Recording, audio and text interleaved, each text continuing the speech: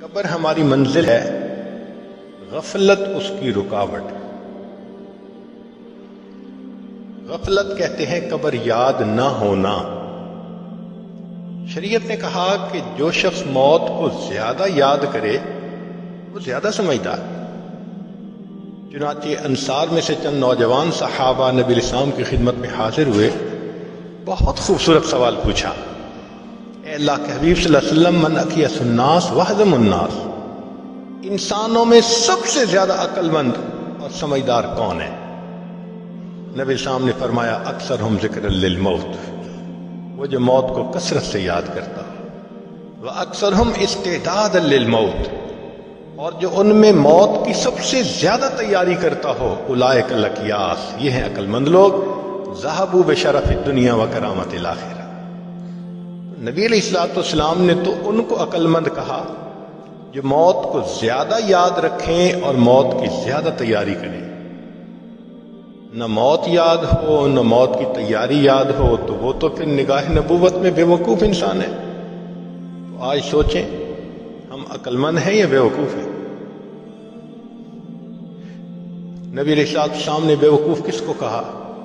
حدیث مبارکہ میں ہے، الدنیا دار من لا دار لہ ومال من لا مال لہ ولہا یجمع من لا عقل لہ۔ لسان نبوت سے نکلے ہوئے الفاظ ہیں کہ جو دنیا کو جمع کرنے میں لگا ہوا ہے، اس شخص کے اندر عقل کی رتی نہیں ہے۔ تو آج دیکھو کہ ہماری زندگی کس طرح سے گزر رہی ہے۔ کہیں موت کا تذکرہ کر دو نا تو عجب سی بات نظر آتی ہے کہ اس نے کون سی انوکھی بات شروع کر دی۔ حالانکہ صحابہ رضوان کا مزاج ایسا تھا کہ وہ وقتاً فوقتاً موت کا تذکرہ کرتے رہتے تھے، سنتے رہتے تھے۔ سیدنا عمر بن الخطاب رضی اللہ عنہ نے ایک شخص کے ذمہ لگایا تھا، آپ میرے ساتھ ساتھ رہنا اور موقع کی مناسبت سے موت کا تذکرہ چھیڑتے رہنا۔ ایک دن آپ نے اس کو کہا کہ بھئی اب آپ کسی اور قوم پہ لگ جائیں۔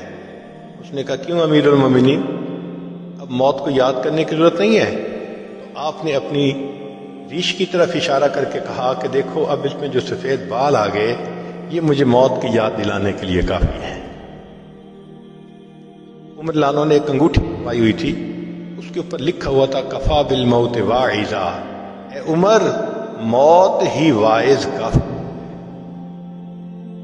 تو موت کو یاد کرتے رہتے تھے۔ جنازہ جا رہا ہے، کسی صاحب نے پوچھا یہ کس کا جنازہ؟ صحابی نے کہا تیرا جنازہ۔ تو وہ تھوڑا سا امبیرسمنٹ فیل کرنے لگے کہ کیا کہا؟ مان لگے بھئی اگر آپ کو برا لگا تو یہ میرا جنازہ۔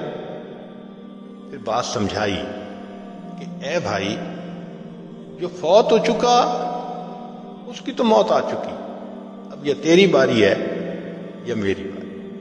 ہمیں اپنے بارے میں سوچنا چاہیے۔ تو اس سے پتہ چلتا ہے کہ نبی علیہ الصلوۃ والسلام نے مزاج ہی ایسا بنا دیا تھا ان کا کہ موت ان کو ہر وقت یاد رہتی تھی۔ جب موت یاد رہے گی، نہ انسان دھوکہ دے گا، نہ کسی کی عزت پہ حملہ کرے گا، نہ انسان کسی کا حق مارے گا، انسان ایک اچھا انسان بن کے زندگی گزارے گا۔ اور جب موت یاد نہیں ہوگی تو پھر انسان کوئی بھی گناہ آسانی سے کر لے گا۔ کب موت آئے گی کوئی نہیں جانتا۔ امام غزالی رحمۃ اللہ علیہ فرماتے تھے، اے دوست تجھے کیا معلوم بازار میں وہ کپڑا پہنچ چکا ہو جسے تیرا کفن بننا ہے۔ اے دوست تجھے کیا معلوم بازار میں وہ کپڑا پہنچ چکا ہو جسے تیرا کفن بننا ہے۔ انسان شادی بیاہ میں مشغول ہوتا ہے اور اس کو نہیں پتہ ہوتا کہ قبر تم میں کفن کا کپڑا پہنچ چکا ہوتا ہے۔ اللہ اکبر کبیرہ۔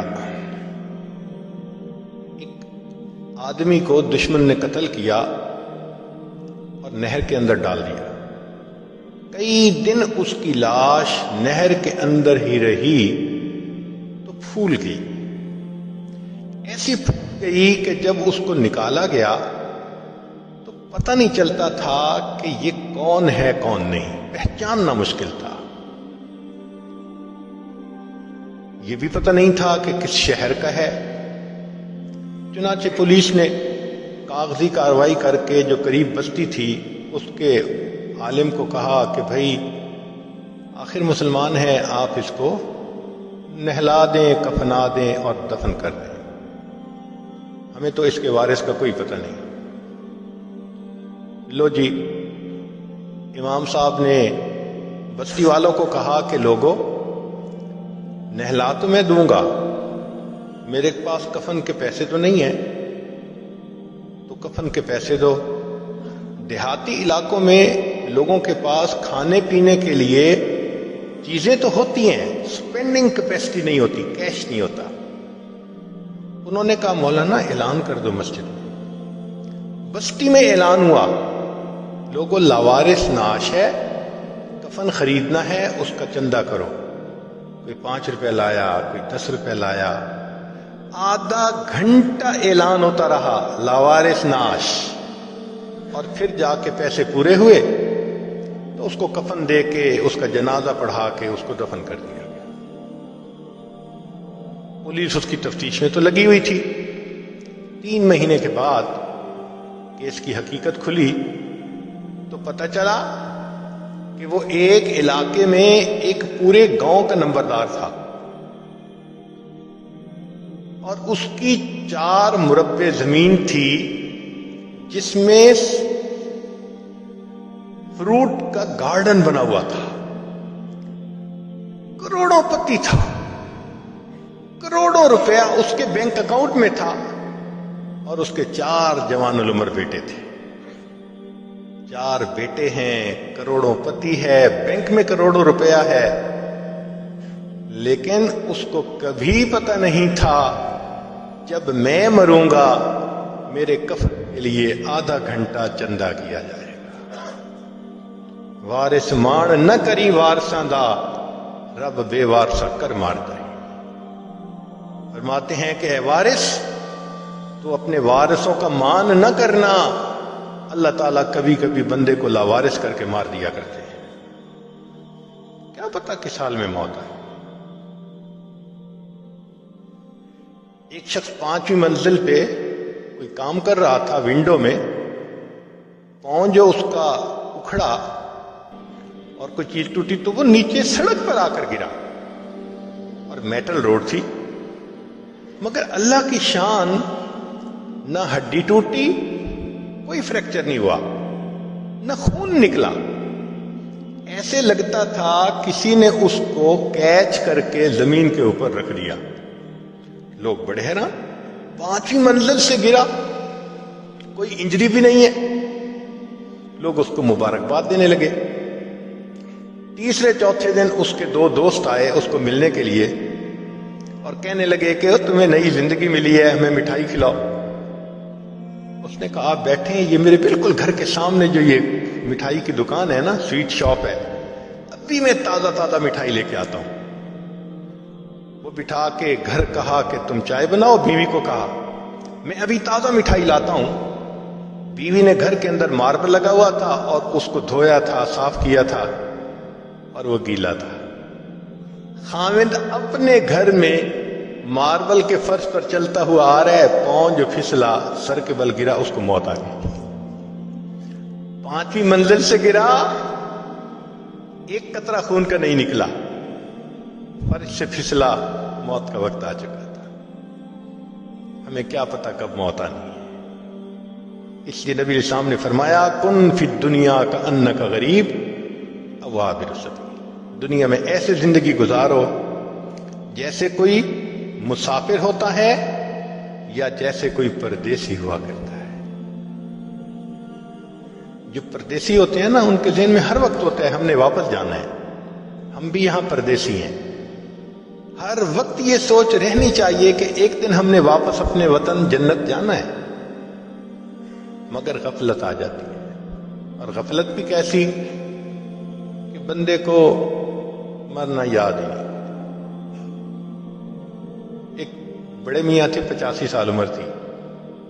ایک مرتبہ اس عاجز نے ان سے بات کی کہ اب تو ہماری ریٹائرمنٹ کی عمر ہے، مجھے بھی چاہیے کہ میں اللہ اللہ کروں، نیکی کروں، آپ بھی اللہ اللہ کریں۔ تو بات سن کے وہ بڑے میاں نے اپنے گھٹنے کو پکڑا، کہنے لگے پیر صاحب دعا کرو یہ گھٹنے کی درد ٹھیک ہو جائے نا، پھر میں نماز شروع کر دوں گا۔ جو 85 سال کی عمر میں گھٹنے کے درد ختم ہونے کا منتظر ہو کہ پھر نماز شروع کروں گا، یہ دھوکہ نہیں تو کیا ہے؟ عرفات کے میدان میں وقوف کا وقت ہے، لوگ دعائیں مانگتے ہیں، کئی تو لمبی مانگتے ہیں اور کئی ہم جیسے کم ہمت تھوڑی سی دعا مانگ کے تھک جاتے ہیں۔ تو ہم نے دیکھا ایک بڑے میاں دو نوجوانوں کے ساتھ ہنسی مذاق کی باتیں کر رہے تھے، تو حیرت ہوئی، اللہ وقوف کا وقت ہے اور اس وقت میں بڑے میاں ہنسی مذاق کی باتیں، تو میرا دل چاہا کہ میں ان کو تھوڑا یاد دہانی کرواؤں۔ اور جب سنا تو ماشاءاللہ وہ نوجوانوں سے شادی کی باتیں کر رہے تھے، ٹاپک بھی یہ اور وقوف عرفات کا وقت۔ تو میں نے پوچھا بڑے میاں کیا حال ہے؟ کہنے لگے جو گزر جائے واہ واہ ہے، جو گزر جائے واہ واہ ہے۔ حالانکہ جو گزر رہی تھی وہ تو آہ آہ تھی۔ تو پوچھا آپ کی عمر کتنی ہوگی؟ کہتے ہیں ویسے تو 72 سال عمر ہو گئی، لیکن دل میرا 27 سے اوپر نہیں گیا۔ میدان عرفات میں وقوف عرفہ کے وقت اگر 72 سال کی عمر کا بندہ یہ جواب دے کہ عمر تو میری 72 سال ہو گئی، دل 27 سے اوپر نہیں گیا، یہ دھوکہ نہیں تو پھر کیا ہے؟ تو قبر ہماری منزل ہے، مگر غفلت اس کا دھوکہ ہے، اس کی رکاوٹ ہے۔ نتیجہ کیا ہوتا ہے کہ ہم ہر کام اپنا ٹھیک کرنے کے عادی ہوتے ہیں، دفتر کا کام، بزنس کا کام، گھر کا کام، اگر کوئی رہ جاتا ہے تو وہ آخرت کا کام رہ جاتا ہے۔ نماز قضا ہو گئی، فجر میں آنکھ نہیں کھلتی، ذرا دیر سے سوتے ہیں،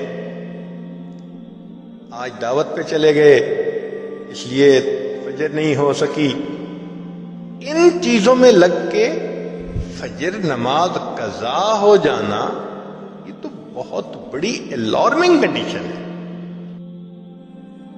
جو کچھ سنا گیا اللہ اس پر عمل کرنے والا اور آگے لوگوں تک پہنچانے والا بنائے۔ مزید اصلاحی بیانات کے لیے ہمارا یوٹیوب چینل ایمان و یقین کو سبسکرائب کریں۔